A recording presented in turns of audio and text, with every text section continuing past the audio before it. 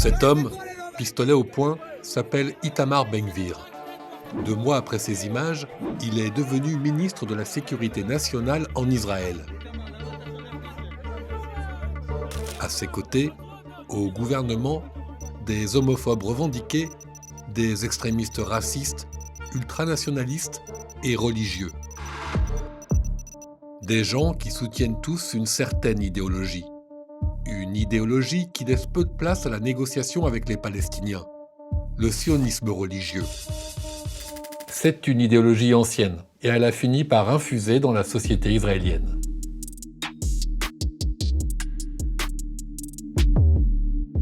Printemps 1967. Des mouvements de troupes dans plusieurs pays arabes inquiètent Israël. 5 juin à l'aube, les avions israéliens foncent sur les objectifs militaires d'Égypte, de Syrie et de Jordanie. Le 10 juin, Israël triple son territoire. Il contrôle la Cisjordanie, le Sinaï, la bande de Gaza, le Golan et tout Jérusalem. 2000 années de dispersion se trouvent miraculeusement effacées. Le 14 juin 1967, au lendemain de la victoire, 250 000 Israéliens se rendent pour la première fois de leur vie au mur des lamentations.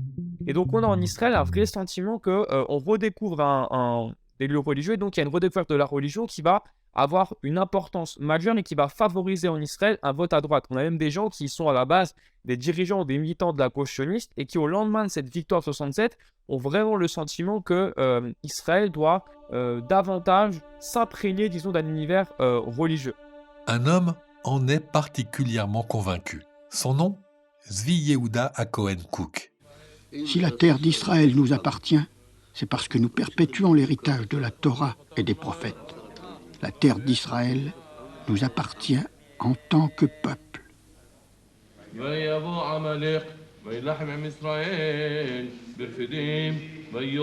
Son école talmudique, la Yeshiva Merkaz Harav, va devenir le centre spirituel de la colonisation des territoires occupés.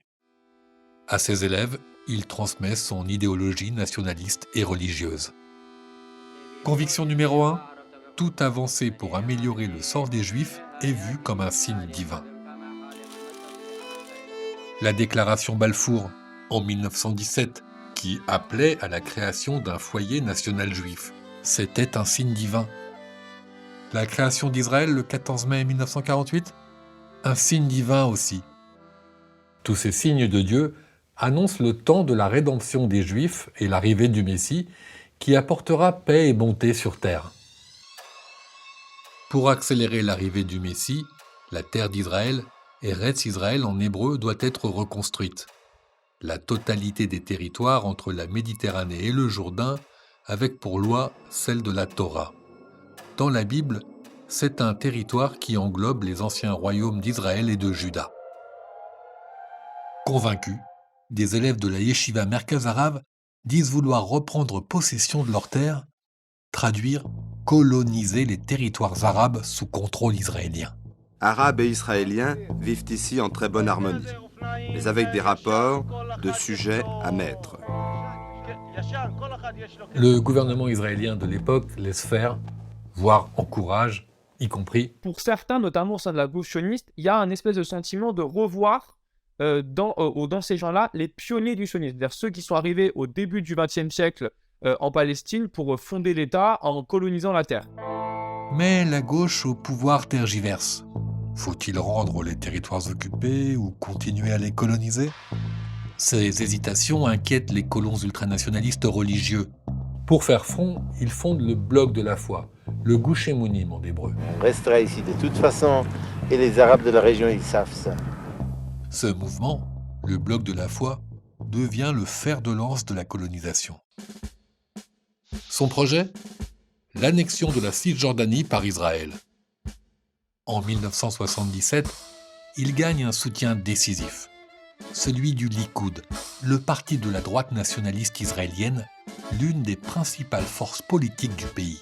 Son chef, Menahem Begin, à peine élu Premier ministre, rend visite à des colons ultranationalistes juifs. M. Begin, en qui les capitales arabes dénoncent le partisan du Grand Israël, a promis d'intensifier la colonisation juive et de lever l'interdiction faite aux colons sauvages de s'installer dans ce qu'il a appelé la patrie ancestrale. Sauf que ce rêve d'une patrie ancestrale du Grand Israël va bientôt s'effondrer. Et voici le moment le plus émouvant de la cérémonie qui a duré 10 minutes, un moment retransmis par les télévisions égyptiennes, israéliennes et américaines. Coup de tonnerre. En 1979, Israël signe un traité de paix avec l'Égypte. Il prévoit le retrait d'Israël du Sinaï, colonie comprise. La colère et la déception des colons religieux est immense. Nous sommes venus exprimer que Dieu nous a donné cette terre et que nous n'avons pas le droit de la donner à un autre peuple. Au début des années 80, une poignée de colons juifs sombre dans le terrorisme. Les services de sécurité ont réussi à empêcher un véritable massacre vendredi en désamorçant 16 bombes placées ici dans 5 autobus arabes de Jérusalem-Est. Mais la police ne déjoue pas tout. Le 25 février 1994, à Hébron, Baruch Goldstein assassine 29 Palestiniens et en blesse 125 autres dans la mosquée du caveau des patriarches. C'est un acte de foi, c'est une sanctification, c'est un acte de vengeance au bon moment, au bon endroit. Et je serais très satisfait s'il y avait d'autres actions de ce genre. Une autre date entre bientôt dans l'histoire d'Israël, le 4 novembre 1995. À la tribune, le Premier ministre israélien, Yitzhak Rabin, explique la nécessité de négocier la paix avec les Palestiniens, les accords d'Oslo.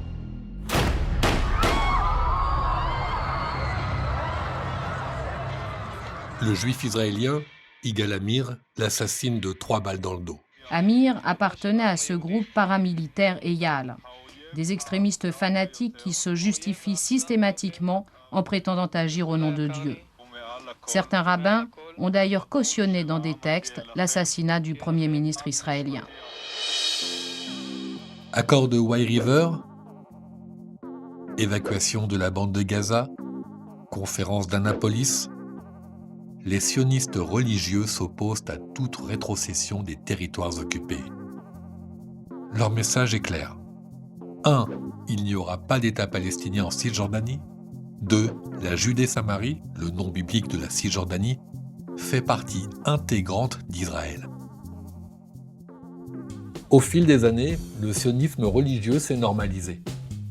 D'abord, avec la droitisation de la société israélienne, il a de plus en plus de sympathisants. Il y a aussi l'impunité quasi totale dont les colons fanatiques bénéficient. Ils multiplient les exactions contre les Palestiniens, oliviers arrachés, sources d'eau polluées ou confisquées, paysans agressés. Le laisser-faire de la justice israélienne contribue aussi à la normalisation du sionisme religieux. La police israélienne continue d'enquêter sur cette agression. Grâce aux images qu'elle a tournées, Mona garde, elle, l'espoir que cette fois, les auteurs des coups seront punis. Ensuite, le regard des Israéliens sur les colonies a changé. 64% de la société israélienne perçoit les colonies de manière positive. Et, ça c'est plus important, 67% de la société considère que ces colonies contribuent à la sécurité de l'État. Et si 30% des colons de Cisjordanie sont motivés par l'idéologie, les 70% restants le sont pour une raison plus terre-à-terre, se loger pour moins cher qu'en Israël. On parle plus des colonies, mais d'installation. On parle plus des colons, mais ceux qui s'installent. Je peux vous dire que petit à petit, le mot colon a été éradiqué du discours de débat public israélien. Dans les principaux bulletins météo israéliens, même le contour de la Cisjordanie a disparu. Enfin, et c'est une des clés de leur succès politique, les sionistes religieux se sont implantés à tous les niveaux de la société israélienne. Exemple, dans l'armée, ils sont très présents dans les unités combattantes, au contact direct des Palestiniens. Les militants sionistes religieux ne se sont pas appuyés sur les élections, mais sur la pénétration des appareils de l'État. Ils ont réussi de mobiliser l'OTAN, les fonctionnaires, les hommes politiques de l'intérieur afin d'atteindre leur objectif et de réaliser leur idéologie. Le sionisme religieux gagne le plus haut niveau de l'État et s'offre un nouveau sponsor. Benjamin Netanyahou. I'm sure many of you have heard the claim that Jewish communities in Judea, Samaria, the West Bank, are an obstacle to peace. I've always been perplexed by this notion. Premier ministre presque sans interruption depuis 2009, il leur a confié des portefeuilles importants. Par exemple, la justice et l'éducation. À peine en poste, le ministre de l'Éducation fait modifier le manuel d'instruction civique des élèves de l'école publique. Le but ? Valoriser le caractère juif de l'État et les droits du peuple juif sur cette terre. 3 années plus tard, en 2018, une loi va graver dans le marbre certains principes défendus depuis des décennies par les sionistes religieux. Le pays est désormais défini comme l'État-nation du peuple juif, avec pour seule langue l'hébreu, ce qui exclut de fait la langue arabe. C'est la mort de notre démocratie, se sont insurgés les députés de l'opposition. Pour la première fois de son histoire, l'État d'Israël fonde officiellement sa société sur des privilèges ethniques. Des privilèges ethniques dont sont exclus les citoyens israéliens non juifs. L'évolution qu'on a avec les sionistes religieux, c'est de dire clairement qu'il n'y a pas d'idée de donner quelques droits potentiellement aux non-juifs, il y a l'idée que tout nous appartient. Ça, c'est une révolution.